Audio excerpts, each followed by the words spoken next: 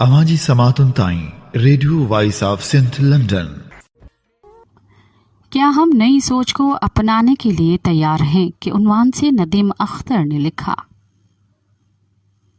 पाकिस्तान को अपनी तारीख के बदतरीन मुआशी बहरान पर काबू पाने का इम्तहान दरपेश है। मुआशी तनज़्ज़ुली के रुकने पर बहाली का मरहला आएगा, जिसके बाद तरक्की की शरह में इजाफे की कोई उम्मीद पैदा होगी। इन मुश्किल हालात में दहशतगर्द हमलों में गुज़िश्ता साल के मुकाबले में तकरीबन 2 गुना ज़्यादा का खतरनाक इजाफा हुआ है। मुल्क बिलखसूस पिछले 40 सालों से जिन हालात से गुजर रहा है, मौजूदा मुआशी बहरान और बढ़ती हुई दहशतगर्दी इसका इज़्ज़तनाक मंतकी नतीजा है।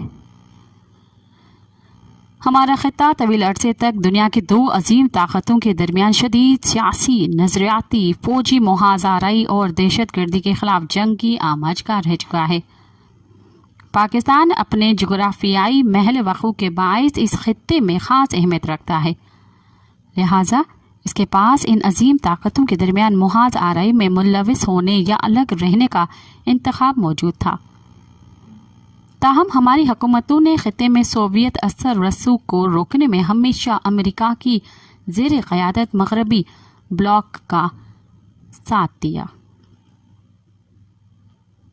अमेरिका ने माली और फौजी सरपरस्ती के एवज़ हुकूमतों से जब और जो भी खिदमात मांगी वो पुरजोश अंदाज में उसे फराहम कर दी गई। सोवियत यूनियन ने अफगानिस्तान में दिसंबर 1979 में फौजी मुदाखलत की। इस वक्त जनरल ज़ियाउल हक मुंतखब वज़ीर आज़म का अदालती कत्ल करवाने के बाद मुल्क में स्याह और सफ़ेद के मालिक बन चुके थे। जिमी कार्टर अमेरिका के सदर थे। उन्होंने $400 मिलियन के एवज़ जनरल ज़िया से सोवियत मुखालिफ जंग में अमेरिका की मदद करने को कहा। इस पेशकश को उन्होंने दानस्तन मूंगफली का दाना करार दिया, क्योंकि जिमी कार्टर का ताल्लुक अमेरिका की रियासत जॉर्जिया से था, जो मूंगफली की पैदावार के लिए मशहूर है। उसके जवाब में जिमी कार्टर ने कराटे की रकम बढ़ाकर $4.5 अरब कर दी, जिससे मर्द मोमिन मर्द हक ने कबूल कर लिया और पाकिस्तान फ्रंट लाइन स्टेट बनकर अफगान जंग का ईंधन बढ़ने लगा। अमेरिका ने सोवियत यूनियन के खिलाफ मुसल्लह मज़ाहमत को मजहबी रंग दिया और उसे अल्लाह को न मानने वालों के खिलाफ मुक़द्दस जंग से ताबिर किया। सोवियत कब्जे के खिलाफ लड़ने वाले मुजाहिदीन कहलाए और मुजाहिदीन ने जदीद तरीन अमेरिकी असलहे, सऊदी सरमाए, CIA के मनसूबाबंदी, रहनुमाई और तरबियत से सोवियत कब्जे और तुर्की हुकूमत के खिलाफ गोरीला जंग शुरू की। ये जंग तकरीबन 10 साल जारी रही। इस दौरान अफगानिस्तान में कई सोवियत नवाज हुकूमतें बरसरे इक़्तिदार रहीं। अफगान मुजाहिदीन ने जब अप्रैल 1992 में काबुल पर कब्जा किया तो उस वक्त मुल्क में डॉक्टर नजीबुल्लाह की हुकूमत थी।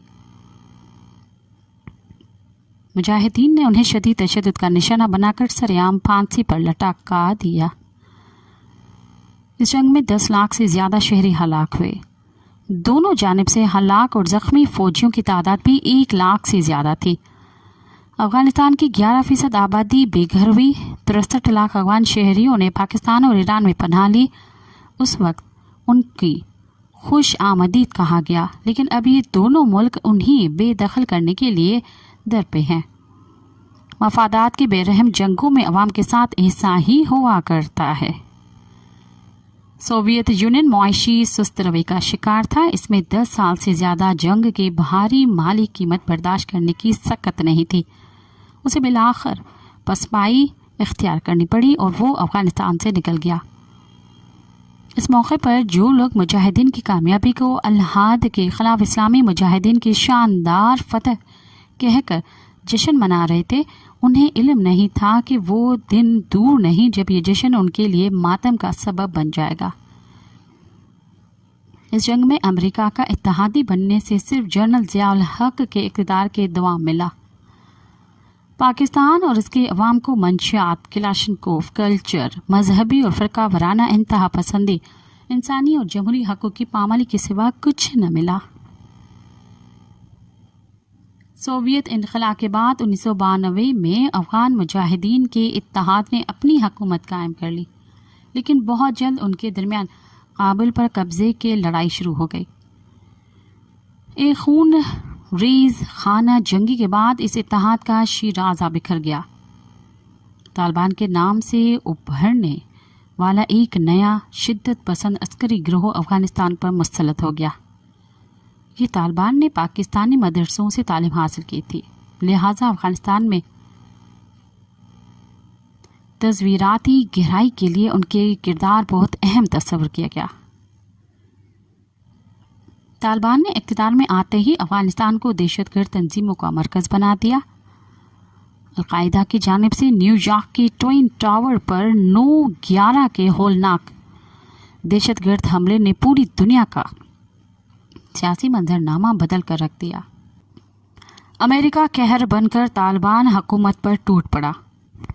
माजी के बरअक्स इस बार अमेरिका ने उसे मजहबी दहशतगर्दी के खिलाफ जंग करार दिया, जिसमें वो दहशतगर्द तंजीमें भी निशाने पर थीं जो माजी में सोवियत मुखालिफ जंगों और तहरीकों में उसके हम नवा थी।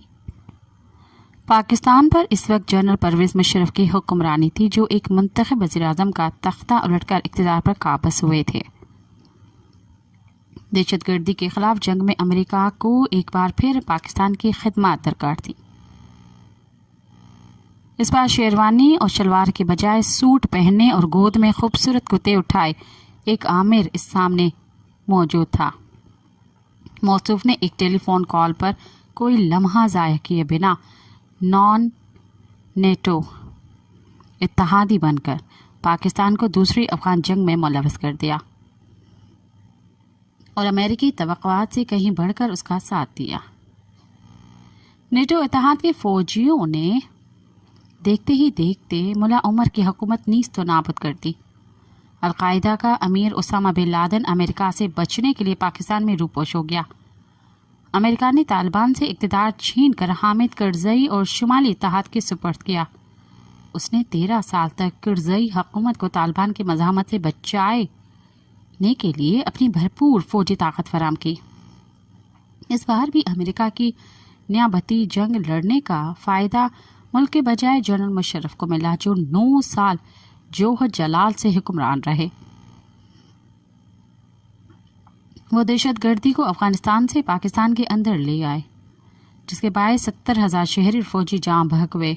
उनके दौर में नवाब अकबर बुगटी और बेनज़ीर भुट्टो का कत्ल हुआ, जिसका आसिब आज भी किसी न किसी शक्ल में मुल्क पर मंडलाता नजर आता है। उसामा बिन लादेन की ड्रामाई हलाकत और अमेरिका दुश्मन दहशतगर्द तंजीमों की ताकत के खात्मे के बाद इस खित्ते में अमेरिका की सियासी और फौजी मकासद पूरे हो गए। मजीद बरआं दबाव का शिकार अमेरिकी मौशियत के लिए 2 अफगान जंगों और करज़ई हुकूमत की फौजी और माली मदद का बोझ बर्दाश्त करना नामुमकिन हो चुका था। लिहाजा अमेरिका ने कतर में तालिबान से मुज़ाकरात का आगाज किया।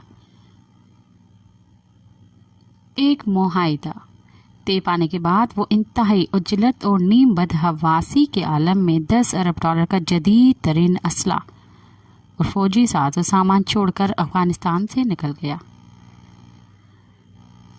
अमेरिकी इनखला के बाद हाइडन हुकूमत ने अफगानिस्तान की जानिब पलट कर नहीं देखा। अमेरिकी फौज से ताउन और उसे मुख्तलिफ खिदमात फराहम करने वाले अफगानों की बहुत बड़ी तादाद की जिंदगियां अफगानिस्तान में महफूज नहीं थी। अमेरिका ने उन्हें अपने मुल्क की इमिग्रेशन देने का वादा किया, लेकिन ये वादा भी हाइडन हुकूमत ने वफा नहीं किया।